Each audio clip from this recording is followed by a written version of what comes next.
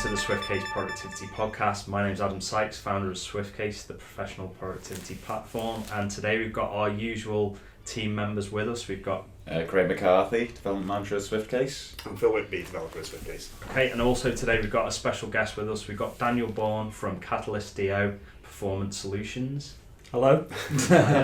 And today we're going to have a little chat about how you got started, why you do what you do, and how you can help businesses, and what it is that ultimately, what's the impact you can have for helping people to grow their businesses and improve their performance. That's what it's all about for me. Is I try and work towards the performance aspect of many different little areas.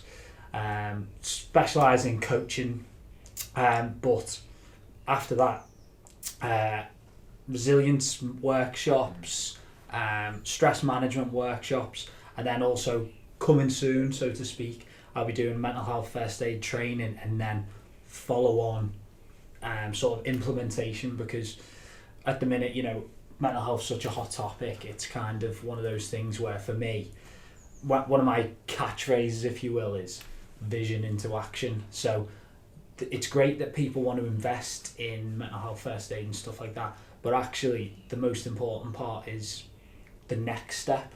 Because for argument's sake, if I trained 8, 10, 16 people in mental health first aid, and then they all go off to their respective organisations, it's a big thing that everybody really gets is a bit of confidence outweighing your ability, or the other way around. So it'd be people think from a 2-day course they're now psychologists or psychiatrists. Or the flip side, where they're too afraid to actually use their skills. They just hope nothing will happen to them. So say if there was somebody, worst case scenario in a working environment is, somebody might be having thoughts of suicide, and then people are kind of like, I don't want to. He's working through something himself. It's fine. It's they don't want that pressure, or they don't want to pass it on. And what you said there about the pressure, that's another big thing, because especially depending on the size of the organisation, if there's a couple of first aiders in the same, it's kind of having that thing where people take it on, and then what do they do with it? Because sometimes people will be taking on too much. And again, like I say, it's understanding your limits and boundaries, because, like me as a coach, I'm quite experienced at talking to people about all sorts of different bits and bobs. But I know the line where I'm thinking, right, they need maybe to look towards counselling, maybe towards a therapist, towards, down that more... Like signposting people towards towards more help. The professional... mental health, if you will, in terms of that is their specialism, and nothing else other than that, so to speak. So in a way, you kind of like, you're saying mental first aid, mental health first aid. You're basically the sort of, you deal with that first issue and then you pass it on to the professional, just like we it's would very do similar to like a physical first aid, isn't it? Really, like if you've got something wrong with your legs or I think there's a couple of different ways that they can be employed and used.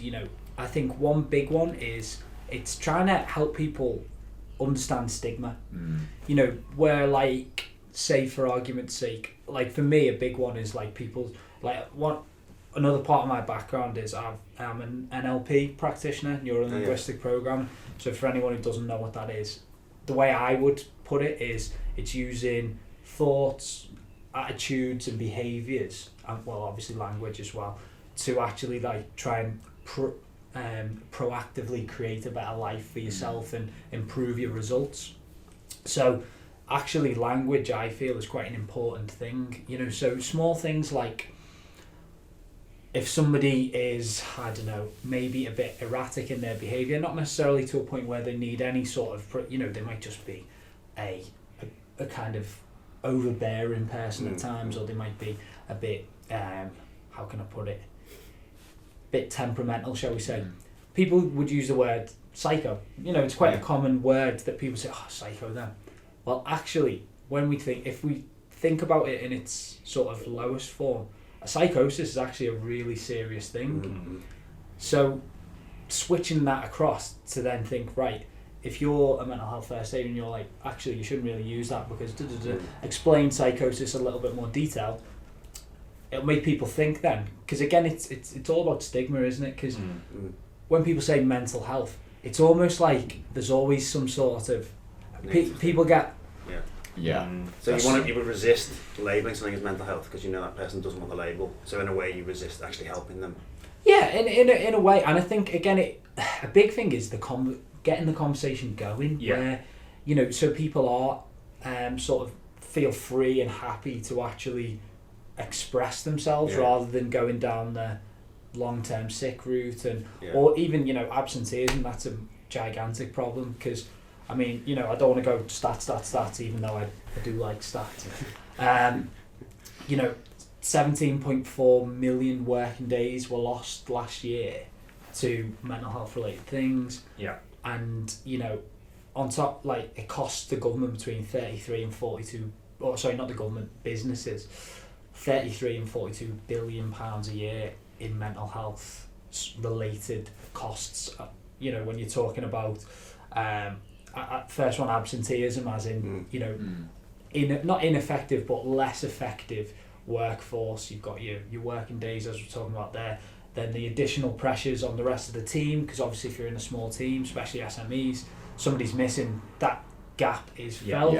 Yeah. And then obviously it's staff turnover, where people like, because it's quite easy for something that's, for example, stress. The person might be susceptible to that anyway, but because of a few working conditions, that then becomes inextricably linked to that job. Yeah. See what I mean? Yeah. So people start to think this place or this job, this kind of career is something that must be avoided. Yeah. So and you know, and then it becomes almost unworkable, doesn't it? Where, you know, the long-term sick and then staff turnover, that type of thing. That's and you know, it's quite interesting, because I remember when I was at university, I didn't really enjoy doing the work that I'm doing now, and I think it was really the environment. Like, I didn't get on very well with the lecturers, and I wasn't really happy doing the course, but I did well in it in the end. So I come here and it completely changed my outlook on everything. So it's interesting that kind of stigma that you attach to things, like, oh, I'll be unhappy if I do that. Because I was really worried about it when I first started. Like, am I going to actually enjoy doing this, and am I going to be happy doing this? I suppose a big thing for you know, because one of the things that I always say to with any like setting conditions for high performance, it's I got it from a guy called what was his name, Stanley McChrystal, a former army general. And what he says about being a leader, but this applies in, I'd say, all contexts really, is be a gardener. So because you can set the right conditions, you know, you water the soil, you put the seeds in the right time, whatever else, but if you don't set the right conditions, you're not going to get the right growth. And at the end of the day, it's the same with people, you know. So you can, in terms of what may have happened, was your lecturer may have been watering the plants at the wrong time, or you know, depends on his or her mindset and all that type of stuff. There's a you know, a great raft of different things definitely. It could be, couldn't it? But I you know, again as well, you know, without kind of being like, but it could have been you at the same time, as exactly. in, you know, your mindset in terms of the way tests and examination, you know, and all that. I mean, I haven't been to uni, so I can't comment on all that type of stuff. But you know, the way you know it's set out for you is obviously a big thing, isn't it? I guess some people can be like orchids, or they can be like knotweed, can't they, as well? Some are really resilient and can never be got rid of, and some can be delicate and need nurturing, but the rewards are very high aesthetically for things. One thing you made me think about then was, because I used to be a teacher, was that there's constant battle in the media about teaching as a profession, and there's a lot of and it seems like almost a propaganda war. Teaching is either this really rewarding but challenging profession if you listen to the government, or it's a terrible battleground of under-resourced, under-rested, overstressed teachers. And I can see both sides, where some teachers are like, you can't go out saying, oh, it's this really difficult, challenging environment, it's very stressful, because that's going to make people feel stressed, Mm-hmm. right? So the existing teachers are going to sort of feel like, oh yeah, you're right. Sort of looking around, going, right, this really is bad, even though they were dealing with it at the same time. But then there's people on the other side saying, well, actually, it needs to be known that this is really challenging. We're all overworked. But I can understand that the people in different points, either in their career or in their lives, or even different individuals who are more resilient than others, have completely opposing viewpoints about how you should discuss the mental health of people within a profession. I think it's interesting because, like what you said there, like the way I would put a lot of things, like what you've said there is, it's almost a bit like watching an action replay at a football match. Like I was at the, I'm an Everton fan, so I was at the. Sorry. I know, tough time for us. Tough time. Got to be resilient. Got to be resilient. But I was at the last game of the season, and from the angle I was sitting, it looked like Richarlison scored a fantastic goal. Yeah. But actually, it was a massive deflection. Right, so it's one of those things where you always and I always think about that type of thing. So it's like, and it's the same with when you give people feedback and give you feedback. Because like me personally, I'm of the opinion that any feedback, even if it was really poorly delivered, it's useful. It's useful because, you know, again, without going too deep into say NLP and stuff like that, but you know. I hate saying this now because straight away I'm waiting for all the daggers to be on me. Yeah. But Leave one the of comments below. Yeah, but one of the things in NLP, like they have, there's presuppositions, which basically means something we presuppose about our environment, our world, and one of them is every action has a positive intention. Now,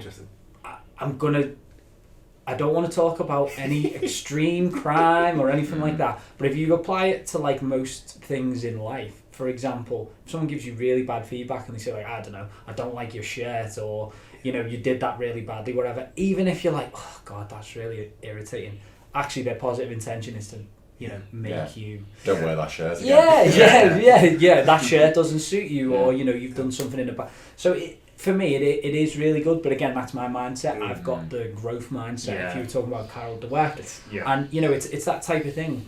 But I think the funny thing, what you're saying there though, was about the teachers. You know, about on one hand, it's easy or it's, you know, a rewarding thing, or it's really hard. One of the things that is talked about in, you know, again, I'm not going to go too deep into this, but there's a report out called the Thriving at Work report, and basically it's been done for the government in order to try and set better conditions for everybody's mental health at work. Now, one of the things it actually says in part of, because there's 6 core standards, I won't go into all of it, but one of the things it actually mentions is it's about, in the recruitment process, being honest. Yeah. Because the problem is for example, if, like exactly what you're saying there, if you were like, oh, it's sunshine and rainbows, but actually, like, I remember my secondary school, it was not sunshine and rainbows, then straight away you're going to get the stress, staff turnover, whatever else. So actually, you know, I'd probably agree with it, because at the end of the day, some people would go, okay, I'm up for it, I'm up for the challenge. Ready for challenge. Exactly. You know, because like, you know, like for me, it's always, when I was in the army and when I was a section commander, it was always one of those things where somebody would say, you know, if someone said that person is useless, first things first, I'd be like, well, I'll make my own judgment on that. Yeah. But then my next thing would be like, right, well, what can I do to positively impact that person, to try and, you know, make them get that 1% better every day, or whatever else. And that, but again, that's mindset. Loads of people would have just ate that straight up and gone, okay, they're useless. So, you know, I suppose it's you know, I think so many things boil down to how you set yourself, your mind, before you approach anything, really. So you just mentioned then, and you mentioned before, you know, you didn't go the university route, you've been in the army. So what was sort of some of your background then? What were you? So I was in for not far off 14 years. I was a Royal Engineer, commando, physical training instructor, and I suppose if you were referring to like my highlight reel, if you would, you know, I've went to Kenya 4 times doing construction, working alongside the Special Forces, that type of thing. And then when I went to Afghanistan, I did high risk search, it's called, which basically I won't sugarcoat it too much. Is you are looking for IEDs, mines, bombs, whatever you. If there's some sort of awkward situation, you're probably going to be close to the front, if not at the front, and then it's quite an interesting job to reflect on now. At the time, obviously, I probably wouldn't have had the same opinion, but the permanent state of high stress. Yeah, well, when I was there, we were one of 6 teams. When the next time my regiment went out, which was 2 years later, there was something like 20 odd teams. It was much better resourced, because when we were there, it was constant. I can remember towards the end, afterwards, talking to a guy about his experiences, and they'd done like 30 jobs, and he was like quite proud of himself, which is fair enough, he should be. Our team done something like 115 or something. We were literally every day, we'd be waiting for it to happen, and it'd be like, right, search team, come on, go out, and So, but as I say, it's a good reflection thing for me, and it's always, I suppose, there's always one of those, well, it could be worse, kind of. Because that's the thing with resilience, is it's building your internal resources. So going through an experience like that, don't get me wrong, obviously it can be very, very damaging in terms of, especially in the military context, PTSD and all that type of thing. But for me, luckily, it's never become a challenge for me in that regard. Maybe a little bit when I came home, but other than that, I've always been okay. So it's been a resourceful thing for me, whereas obviously for a lot of others, it can be really, really incredibly damaging.